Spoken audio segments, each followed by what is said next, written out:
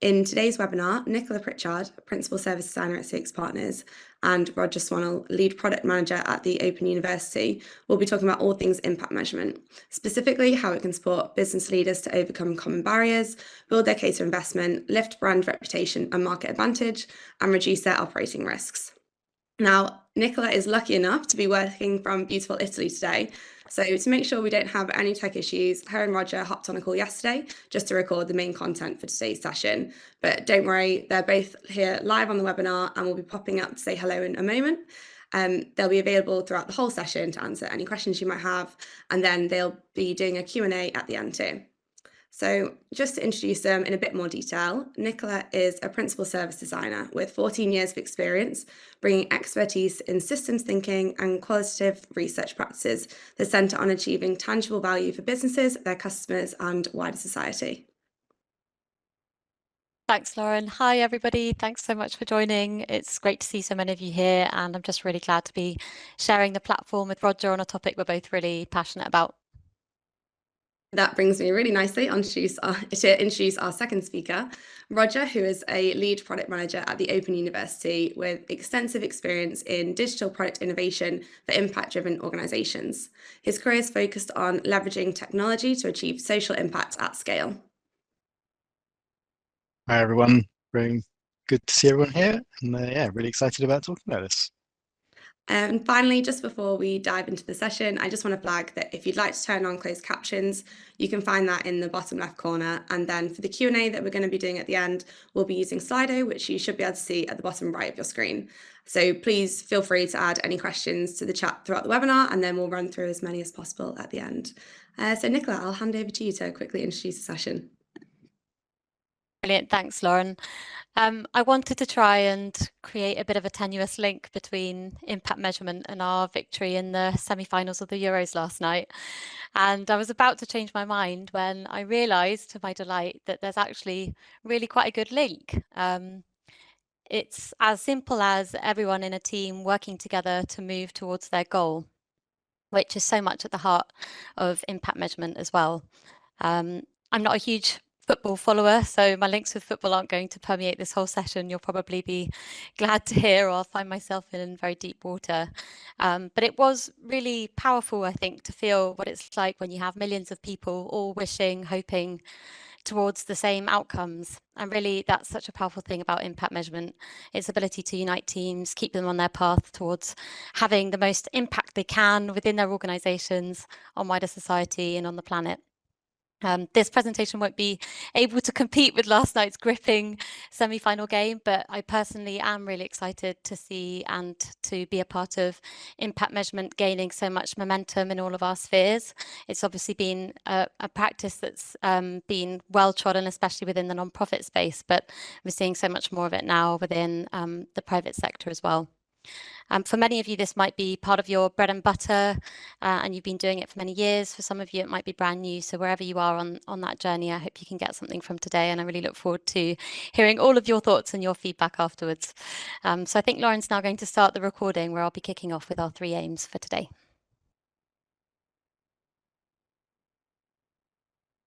My 3 aims for today are to hopefully ignite interest and curiosity in the topic of impact measurement and how you can be embedding that in your day-to-day context.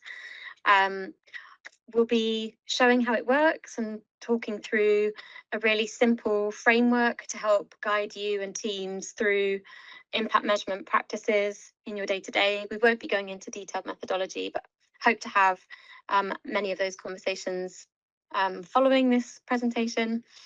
And the third aim is to communicate and emphasize that both Roger and I feel that this is really a team sport. And we think there's a bit of a tendency sometimes to think of impact measurement as something that sort of sits over there, whether that's with measurement and evaluation experts or data scientists or senior leadership teams. And really, for impact measurement to be valuable, it needs to be a team sport. It's an inclusive thing that can really bring a lot of value in helping motivate people to align around shared goals and work towards the things that matter. One of the things I love about impact measurement is its versatility, and hopefully the tooling that you'll see today also shows just how it can apply in so many different contexts.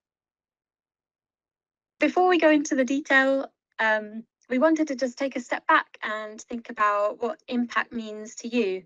So if you haven't already, do share in the chat what that word conjures up. What does it mean to you in your work at the moment? What does impact look like? For us, impact is, and if we go back to kind of the simplest definition in the dictionary, impact is about a marked effect or influence. Or to expand that out a little bit, what we're talking about is the sustained effect of what we do over the longer term. And normally when we're measuring impact, we're both wanting to ward against harm as well as maximise the positive impact of what we're doing. And so when we're talking about impact measurement, we're talking about the process of identifying, collecting, analysing data to understand the extent to which what we're doing is having a positive effect on our users, on communities, on wider societies, and also on our own organisations, since for many of us, organisations are our vehicles for having that impact. There are a number of challenges that leaders face today when it comes to impact measurement.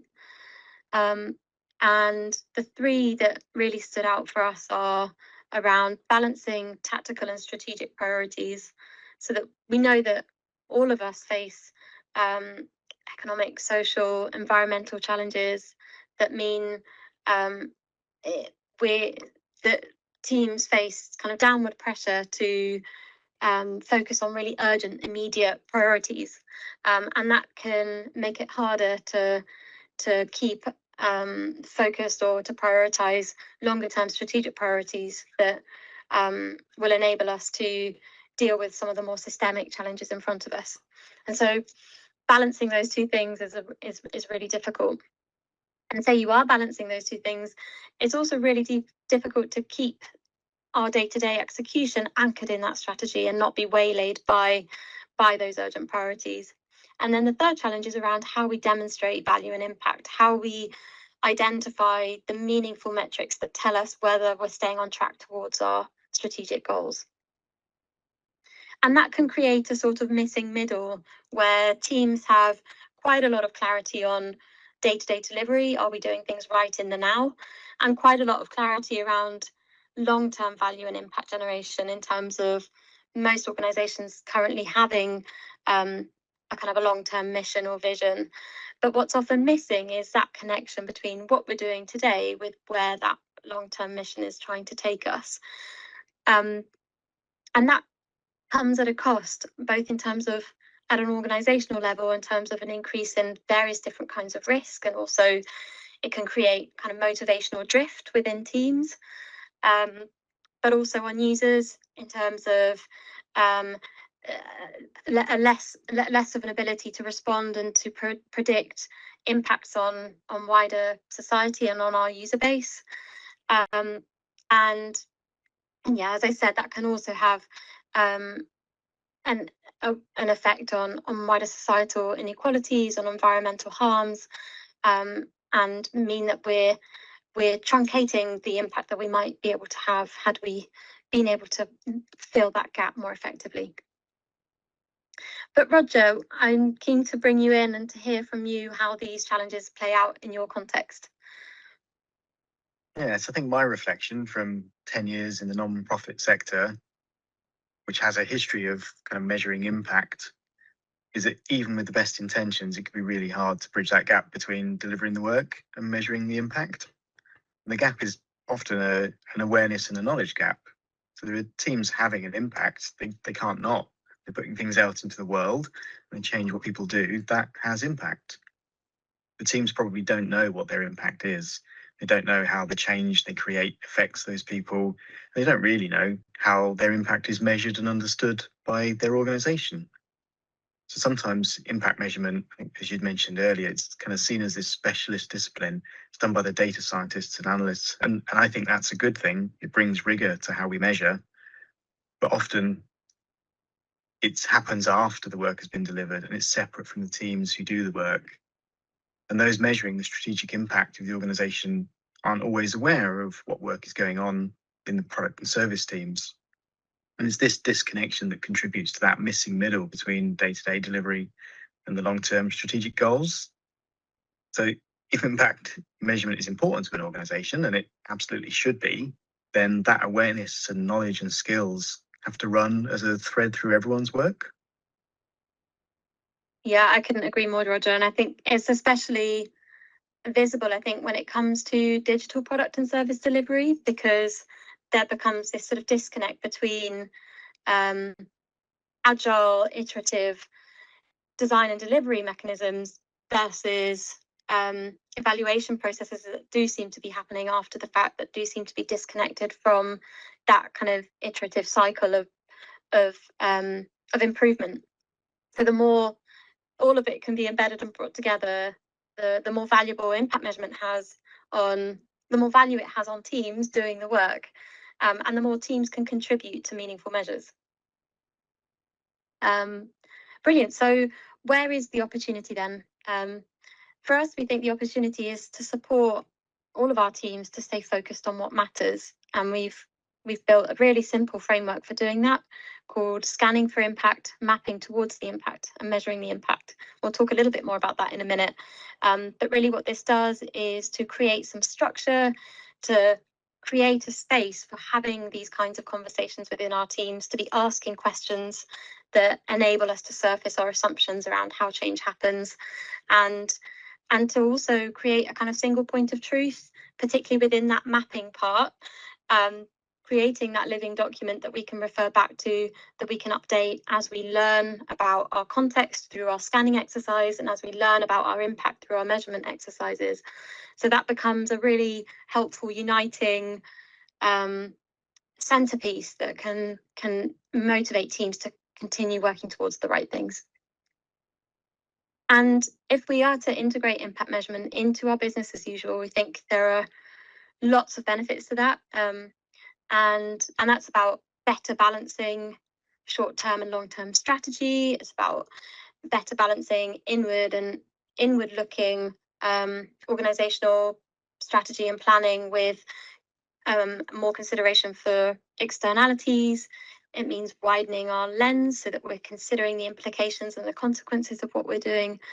It means better balancing outcomes and outputs and outcomes, or that way around. And it also helps us to be more proactive, and therefore to prevent and mitigate the risks of harm. And the kind of cumulative effect of all of those things is that we're supporting teams to be more unified and more motivated towards the right things, helps give us that foresight and resilience, help us prepare for ESG obligations and other obligations that we know are coming through the regulatory landscape, and also helps us better manage our risks. So what does it involve?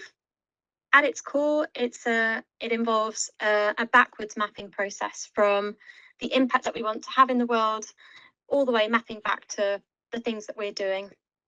And really the mapping exercise is around, it's hypothetical. So we're kind of bringing out our assumptions around how we think change happens, and creating kind of a logical flow of, okay, how does this outcome lead to this outcome, and what is that chain of events that we think will play out, so that we can then kind of put a bit of a collective stake in the sand around, okay, well, we think that our first aim is to reach this point, and we want to learn whether that's happening, and our assumption is that that point will then lead us to the next milestone. And so it gives us focus, it gives us alignment, and it helps us, like I said before, connect what we're doing in our day-to-day with that longer term view. And this is a really, really silly example, but just to illustrate, so the example of, I really want to improve my memory. This is a real thing. I have a terrible memory. And so my solution to that, let's call it an impact aim, is that I'm going to go to bed early. And my assumption is that if I go to bed early, I might consume less caffeine and less sugar, and I might choose richer and healthier foods, which might improve my energy. And by improving my energy, I might be more likely to do more exercise. And if I do more exercise, we know that exercise is proven to improve brain capacity and to lower stress, and also better sleep might help lower my stress too. And the combination of those things might then help improve my memory. Let's hope. But just as an example to show how that logical flow exists, and how this can be a really simple exercise. It doesn't have to be overly complicated, and using simple terms that we all understand within our teams, no matter what function we're in or what expertise we hold, is really, really valuable. That was an example at an individual level, but what I think is so powerful about impact measurement is its versatility and the fact that it applies on so many different levels, whether you're thinking about individual impact at an individual level, or at a team level, or a product level, organizational level, or even at an ecosystem level. And the best impact strategies will straddle a number of these, or see a number of these layers working in concert. And so, yeah, it's and of course, the sorts of outcomes that you'd be tracking against those different levels would also evolve and adapt, and look quite different. So another example would be, let's take a non-dairy milk brand. And so just a really sort of simplified outcome map here, where, so the solution they've got is that they're providing sustainable alternatives to dairy products. And their assumption is that by doing that, they're making healthier, more sustainable food choices easier for people. And by doing that, they're aiming to reduce consumption of dairy market products in the market, which might in turn influence the food system towards producing more plant-based products. And the cumulative effect of all of that is that that they're improving health outcomes for people, and also reducing the carbon footprint within the dairy food industry. And the great thing about doing something like this is that the brand team can then, or the product team can then hold themselves accountable for, is what we're putting out in the world, is it likely to improve health outcomes, or is it likely to reduce the carbon footprint of consumers, and what is our assumption around how that will happen? And it can also hold teams accountable to ensure that they're not kind of being sidetracked by other organizational or product priorities. And I'm sure we can all think of examples of vegan products in the market, for example, that don't improve health outcomes or don't reduce the carbon footprint, even if that's what they were setting out to do in the first place. So, Roger, again, it would be great to hear from you in terms of what your experience of impact mapping's been, how that's helped your teams, and any reflections on your side. Yeah, so I can talk a bit about the kind of day-to-day work that I do at Open University. So Open University was founded by Royal Charter in 1969. It's the largest university in the UK by number of students, with over 200,000 people studying. And its mission is to be open to people, places, methods and ideas, to promote educational opportunity and social justice by providing high quality university education to all who wish to realise their ambitions and fulfil their potential. And that concept of being open is really important when we talk about the impact OU is aiming for. So open means no entry requirements. You don't have to get 2 A's and a B to study at the Open University. You don't have to have previously succeeded in your education at all to get a degree. You can study regardless.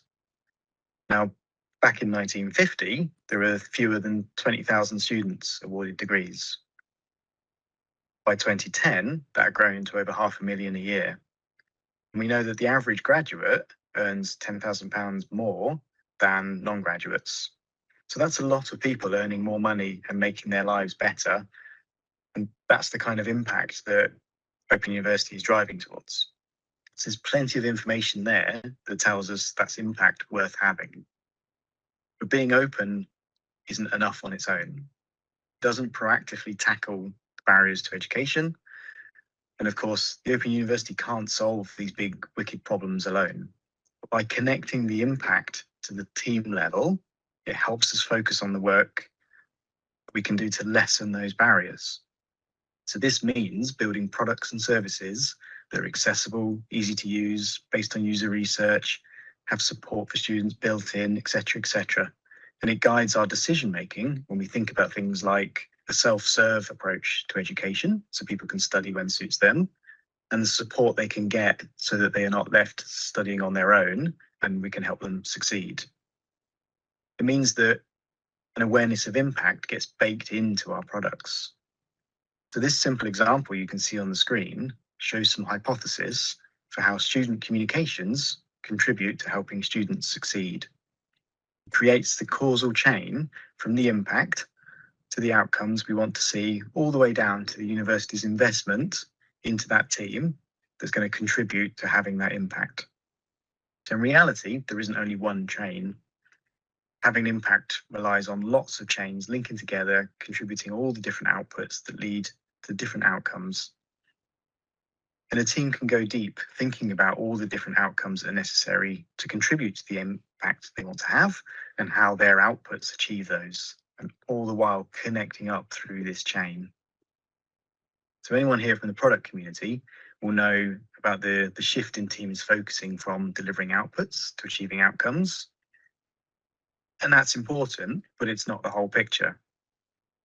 I think teams shouldn't stop with outcomes. Achieving an outcome of changing someone's behavior doesn't tell us whether we've led to achieving impact. So good impact mapping goes beyond that. It connects things more. It gives us a more complete view of how one thing contributes to another. And it's this causal connection that's this important concept for impact mapping. So it's a great exercise to do with teams. It helps think about how their work contributes to bigger things, and it's really useful for starting conversations with leaders. But on its own, it's not enough. It's just a bunch of hypotheses that can easily be forgotten in the day-to-day business of work. So what I do here, it's not a complete framework. It's not robust enough. It doesn't have enough measurement in it to make it stick. And that's kind of what we need. We need a more robust framework. We need better tools for impact mapping. Brilliant, thanks, Roger. And I think that leads us on to talking about what can we do to provide that structure so that the impact mapping process is baked into a wider process of scanning for impact, measuring the impact, and scanning for impact, mapping the impact, and measuring the impact. And we're going to talk about these three layers in a little bit more detail. So really, when it comes to scanning for impact, our main aim is to understand as a team where we're at and understand how mature we are in terms of being impact driven in our decision making, being impact driven in our design of our products and services, and being impact driven in the kinds of metrics that we're tracking. And we've developed a simple maturity assessment, which we'll be sharing after this webinar to get started. The other element of scanning for impact is around exploring those opportunities, exploring the kinds of users and non-users and wider communities that live in our ecosystem around our products and services, to think about where there are opportunities for more impact on people and on the planet. And then also scanning for consequences, exploring what are the potential risks and harms of what we're doing and mitigating against those.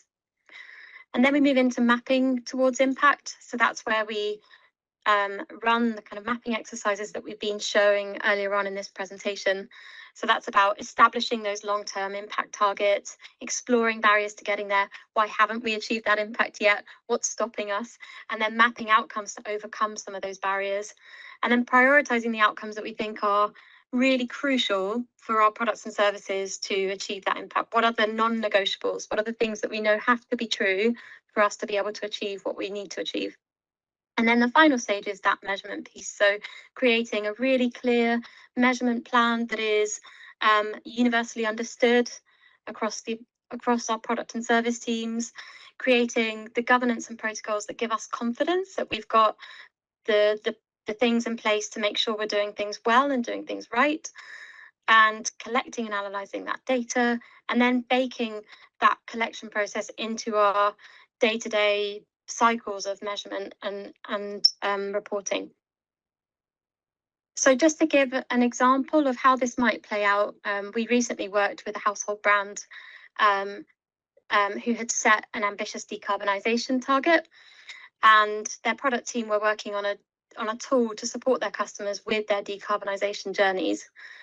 And they found that the tool had so far been kind of well received, but they were struggling to kind of quantify its impact and what it was actually achieving. And from their current performance tracking, they could see that lots of their customers were engaging with the tool, but they didn't have the KPIs to track how that engagement was translating into behavioural changes and also on tangible reductions in their emissions. And they were also slightly paralysed by a lot of different expert opinions, different views internally from different stakeholders around the direction of travel that that product should take. So what we did was use ScanMap Measure to explore and reach a unified conclusion around the impact that that product was aiming towards and create the outcomes that would ladder up towards that longer term view. We brought in expertise around sustainability consulting to support understanding the political, economic, technological, legal, environmental landscape that this product was operating in, explore other products, what others were doing to have that impact, what was working well, what wasn't working well. We reviewed insights from existing user and stakeholder research. We surveyed wider stakeholders to understand how that product strategy laddered up to wider portfolio strategy around decarbonisation. And we ran an impact mapping workshop with stakeholders to get that alignment and that focus. And then we wrote that up into an impact narrative that became a kind of a story that could be used to galvanise other people in the organisation so that everybody was understanding the focus of that product in its evolution. So this is just a sample map. None of the content is actually accurate, but essentially the map that we created had kind of 3 levels baked into it. So it was looking at the kind of outcomes from a product and experience level. How was the product engaging users? How was it performing on a day-to-day basis? How were those outcomes at a product level laddering up to portfolio level outcomes? How were those portfolio level outcomes laddering up to the wider organizational outcomes, and how were they in concert working towards the longer term impact of reducing carbon emissions? But it doesn't start looking kind of really perfect and kind of well organized. It often starts a little bit like this. So a kind of messy version, a lot of brainstorming. Outcomes mapping is a generative exercise where you're kind of thinking about all of the potential routes towards your impact, and then the real work sets in when you start to consolidate and think about what are the actual logical steps between these different potential routes towards our impact. So the benefit of doing something like this for this particular team was that it created a lot of alignment, and in their case they had been grappling between stakeholders around whether their targets should be organizational or whether they should be environmental. So which one, where were they putting their priorities? And they agreed that that for this particular product, they really needed to prioritize sustainable action amongst their customers over profit for their organization, that this product was about sustainable action primarily. And that was seen as a major milestone. And the other kind of benefits of doing this was that we developed a detailed breakdown of short and medium term outcomes that product teams could then align around in terms of the customer experience outcomes that they were working towards, also understanding how what they were doing was fitting into that, what piece of the puzzle they were contributing to in terms of their portfolio strategy and their organizational strategy. And doing this exercise also helped teams recognize that they were spreading themselves really thin, that looking at the volume of outcomes that they were looking towards was overwhelming, and it helped them to recognize that they needed to reduce who they were targeting, at least initially. So it enabled them to prioritize and focus their efforts on specific target groups and to work smarter and not harder. And Roger, so bringing you into this around how to, once we've done this mapping exercise, once you're thinking about measurement, how has that played out for you, and what are your views on measurement in particular? Yeah, I think it can be really challenging. I think whether you work at a plant-based drinks company or a household brand or distance learning university like me, measurement is challenging. It's hard because impact always has a combination of factors, most of which are out of our control and sometimes far off. So like at the OU, someone can take 8 years to complete their degree, and they may or may not be in a field that gives them promotion opportunities. And there's almost certainly other things going on in their life that affect whether they can achieve that goal. And we sometimes don't even know whether we've kind of had the impact for them. So it's challenging. And maybe this is why some organizations avoid measuring their impact. But even though it's hard, it's definitely worth doing. And you can get started pragmatically rather than kind of aiming for perfection. There's really good benefits to be understanding how you map and measure your impact.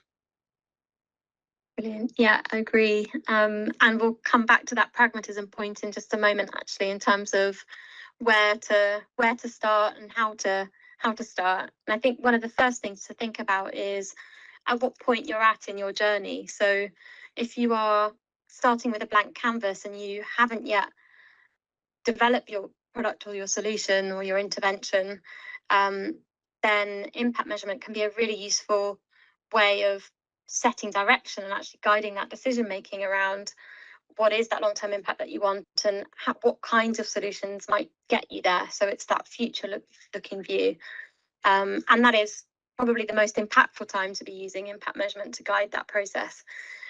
Or you might be in the now, in that you've got a bunch of products and services already in flight, and what you need is for impact measurement to help connect what you're already doing with your existing organizational strategy. And that's also really useful for finding out where those gaps might be, or where there is actually a gap in logic between what you're doing and what you're aiming for.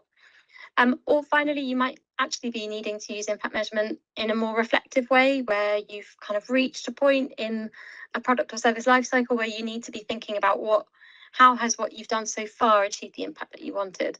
The risk of doing it at this point is that you may have been measuring the wrong things, and so it might be harder to connect those dots. So ideally, you'd be reaching that backwards looking view, having already been through some impact measurement practice ahead of time, but it's also still useful in terms of guiding that reflection process and thinking about how you can then pivot towards having a greater impact in the future.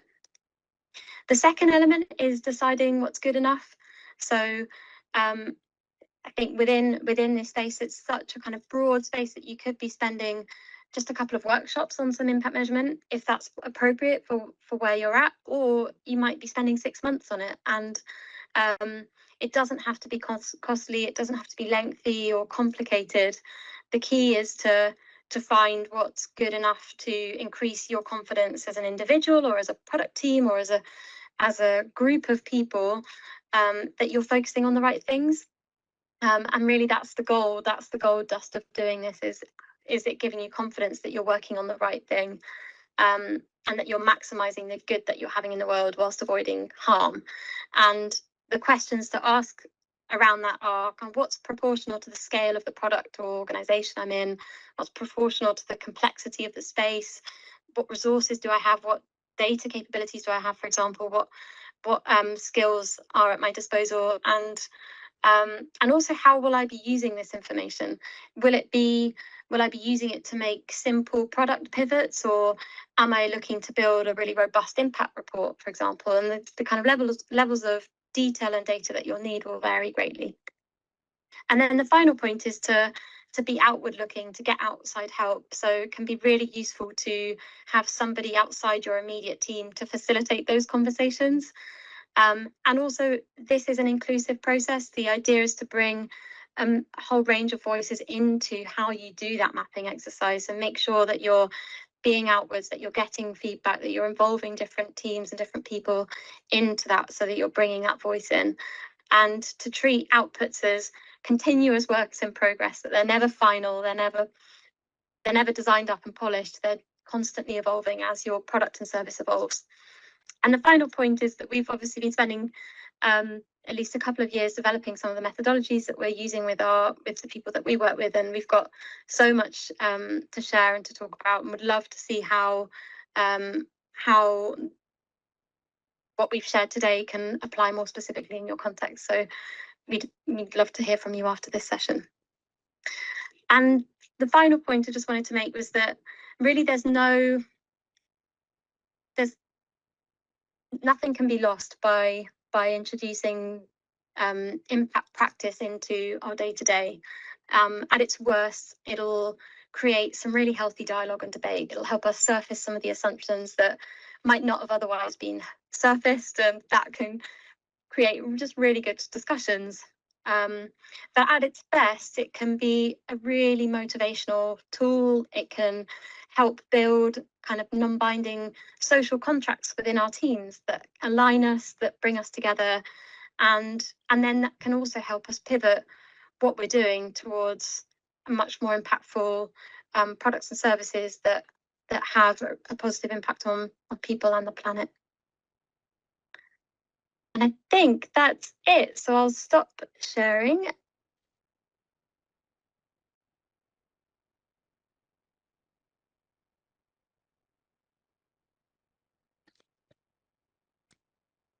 Hi, sorry, I couldn't find the unmute button then. Thank you both for sharing your thoughts. We're now going to spend the rest of the session going through some questions from the audience, if that's okay. So as I mentioned earlier, if you do have any questions, please add them to the Slido at the bottom of your screen now, and we can run through them. I've seen we've had a question about sharing the slide deck, so we can send that out to you all afterwards as well.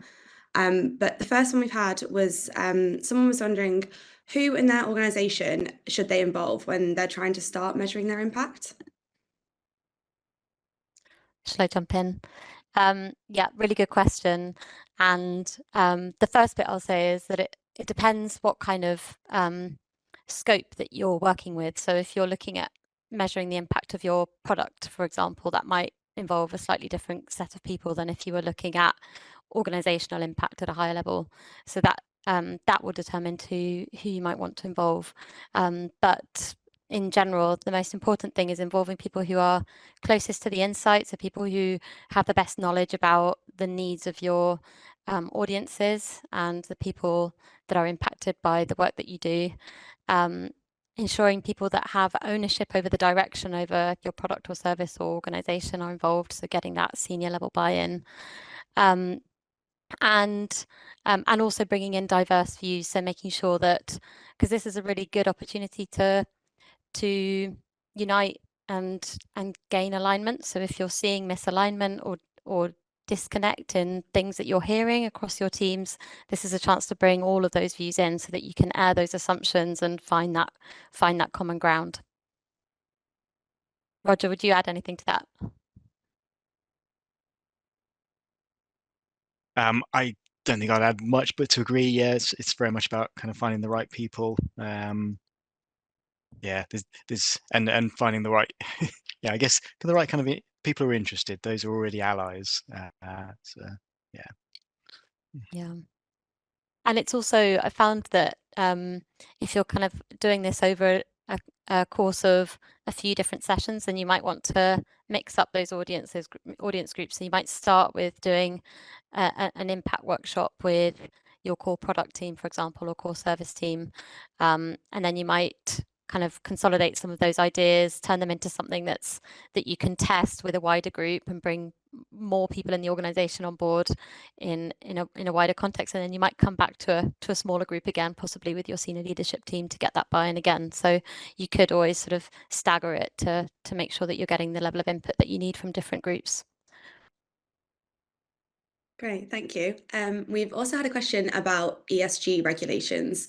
Nicola, would you mind just explaining a little bit about what they are for people that might not know? Yep, sure. So they're a set of standards and criteria and sort of governing actions around how companies and organizations report their social and environmental impacts.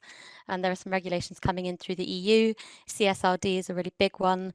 A lot of UK companies might not necessarily fall under CSRD, but it's sort of seen as a bit of a kind of pioneering model. So it's likely that even if we're not currently adhering to CSRD standards within all of our organizations, it's likely that we will need to in future. Great, thank you so much. We've had another question from Donna that is, what is the best strategy to employ when met with resistance to this concept and process? Oh, that's a really good question. Roger, did you have anything on this one? Yeah, I can try. So I think overcoming resistance to kind of new ideas and change in any organization, it's always about kind of finding those almost leverage points within the organization. Those maybe it's people who are interested in this kind of work, or where there is an existing problem within the organization that this kind of work can help to challenge, help to solve, help to kind of figure out things. And so overcoming that resistance is a bit by bit piece of change work that takes sometimes a long time, but is really important for kind of helping organizations evolve and use things like impact mapping. That's really, really important. It's a very kind of modern way of thinking about how we connect up work and not working in silos and things like that, all that kind of good practice stuff about ways of working. But yeah, certainly the overcoming resistance point is a challenge in probably every organization, and I think it's about like looking for those kind of those chinks in the armor for that resistance. Great. I'd add to that as well, Roger, around maybe focusing on the emphasis on of the emphasis on of the cost of not doing it. So what would happen if we don't get a better understanding of our impact? So maybe sort of spending time trying to spot where there are already risks that you're seeing emerging because you're not where you don't have a clear logical view of how what you're doing is laddering up to your organizational strategy. So yeah, focusing on what those costs might be to get that buy-in, but also spending, especially where you're hearing kind of resistance from individuals, going in with a listening first approach. So spending time rather than inviting people into kind of group settings where they may be fearful of sharing some of their resistance, doing that in an individual setting first, trying to air some of those fears and mitigate those fears if you're able to, so that when you're coming into a group setting, there's already some of that alignment already built. Great, thank you so much. We've had another one here that says, impact for some company means being able to keep customers and improve loyalty metrics. Do you have any experience in this dimension? Just rereading that one sec. Impact for some companies means being able to keep customers and improve loyalty metrics. Do you have any experience in this dimension? I think that's a really interesting point, because one of the challenges and also the interesting aspects of impact measurement is that you're aiming to look at social and environmental impact targets in concert with organizational targets. There are always going to be targets in relation to organizational sustainability, because ultimately you won't be able to have any impact at all if your organization's not sustained, and part of that is ensuring that you're retaining customers, that you're growing your customer base, that you're improving your loyalty metrics. That's all part and parcel of that organizational sustainability. So the best impact strategies would be able to link how what you're doing, your organizational purpose, is delivering against that, and showing the causal connection between, okay, so actually our assumption is that we'll actually be able to increase our customer loyalty by demonstrating our environmental benefits for society. So seeing where there's actually connections between those two things is incredibly powerful. And then in terms of experience in that dimension, in the past I've done some work within the financial sector with a large bank, for example, who was looking to show who was looking to, so within their organizational impact strategy, they were looking to show the connection between growing their SME, their small and medium enterprise customer base, alongside their like social development work. And so so we were doing some work with them to see how we could show the causal connection between those two things. But I think it can be done in lots of different settings. That's just one example. Thanks. Roger, did you have anything to add to that one? No, I don't think so. I think that, I can't improve on that answer. Thank you. Oh, great. So we've had another question here. Oh, sorry, they just switch around orders a little bit. Where can I find more information / access some of the methodology to use for this? Yeah, so we are going to be sharing some bits after this webinar. So some of the things that we mentioned under the scanning exercises. So we've got an impact maturity assessment, which we'll be sharing after the webinar to get teams started, and some sort of simple question sets to use within teams to begin asking those questions. And over the coming months, we'll also be sharing various templates and tooling to go alongside that, but also the methodologies and those sorts of tooling only go so far, and that it's all about kind of the context. So do get in touch as well, and we're really happy to share things on more of a one-to-one basis as well. Yeah, great. Thanks, Nicola. We've had another question that's just asking, could you give a brief summary of what's involved with service design, please? That's a really good question, and I should be able to answer this as being a service designer. It also brings me fear because I'm sure there are lots of service designers on this call who'll be able to explain it better.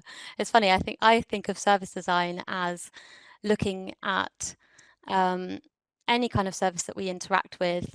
Almost, I imagine sort of shaking something out and being like, how does it work top to bottom and upside down, inside out? So thinking about things in a really holistic way. How do you design and deliver a service that that serves the customer, but also is efficient and effectively managed by your organization? So top down, upside down, inside out.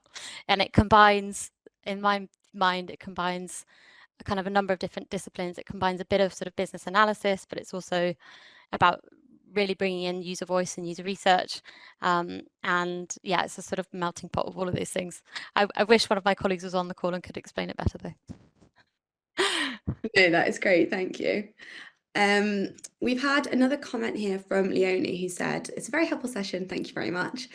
She said that her experience is that stakeholders get hung up on what outcomes are.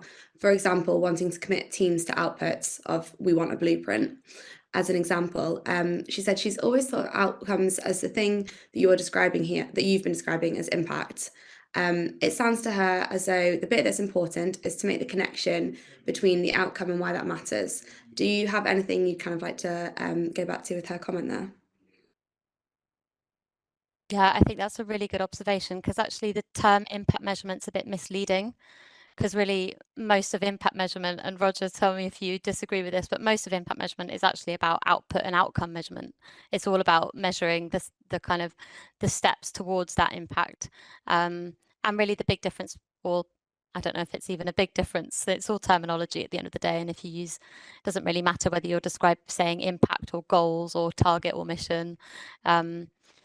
The distinction would be the impact almost like being the cumulative effect of all of those outcomes. So it's I guess that's a little bit more high level, a little bit more long term, whereas outcomes are the sustained changes that you'd see along that way. And I think a useful way of thinking about outcomes is thinking about the COM-B model of behavior change. So normally outcomes will combine a number of different things that enable people to change their behaviors, particularly if you're in a space where you are changing behaviors. So things like outcomes related to an increase in people's capabilities, their knowledge, their skills, their awareness, or increases in opportunities and like contextual opportunities for people to engage in something, increase in motivation where they're being supported or have more ability to be motivated to act in a certain way. And then you've obviously got behavior change as well baked into that. Roger, did you have anything to add on that? I think my addition would just be kind of repeating what you've said. Certainly from a kind of product point of view, I guess we think of outcomes as changes in user behavior, and outcome is, as you said there, it's wrapping up and rolling up all of those changes together over a longer period of time. What kind of effect does that have on the organization, on the world? And so, yeah, the outputs lead us to the outcomes, and the outcomes lead us to the impact. Perfect. Thank you both. I think that's all of the questions that we've had. So unless anyone has any others they want to pop in, I think we can wrap up there and let everyone get 10 minutes back of their day. So I just wanted to say a huge thank you to you both for today's session. It's been great to hear from you. And then also just thank you to everyone for coming along. We'd love to hear your feedback on the session. So let us know how you found it. But yeah, thank you so much, everyone.